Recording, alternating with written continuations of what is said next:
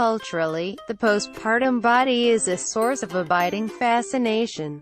We are enthusiastic observers of women's shapes after childbirth and celebrate those who shed all evidence of pregnancy a few months after having a baby.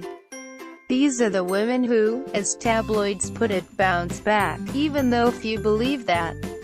The effort involved was akin to bouncing or any such rapid and organic movement. Medically, the postpartum body is basically invisible.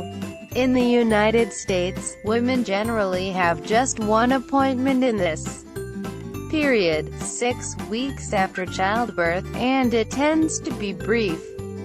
The American College of Obstetricians and Gynecologists recently recommended changing this. We are largely, and a little hopelessly, on our own when navigating the various aches and dysfunction that pregnancy and childbirth leave in their wake. Not only did I not bounce back after my pregnancies, but the notion of bouncing, in any direction, sounded awful.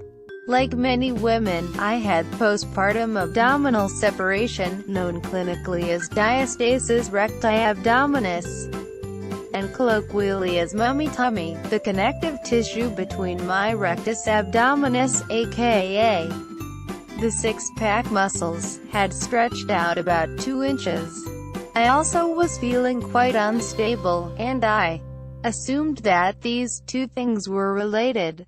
OB-GYNs don't routinely screen for or discuss abdominal separation, despite the fact that up to 60% of women experience it to some degree during the first year postpartum, and an estimated 33% are dealing with it beyond that.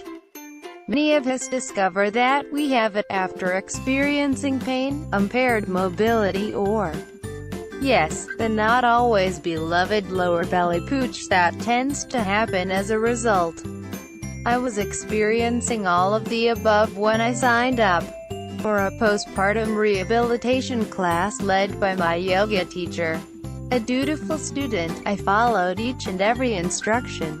I avoided crunches, which allegedly would widen the gap, and I worked hard on strengthening my transverse abdominis, the muscles that run up and down the sides of our midsections, which allegedly would bring it all together.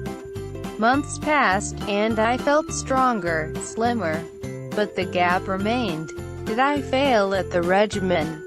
Or, more likely considering my deep commitment, did the regimen fail me? Also, when, if ever, could I consider myself healed? Now, research shows that I was right to be suspicious. Doctors and physical therapists still don't know what heals abdominal separation, or whether it needs to be healed at all. Postpartum period. Read full story more.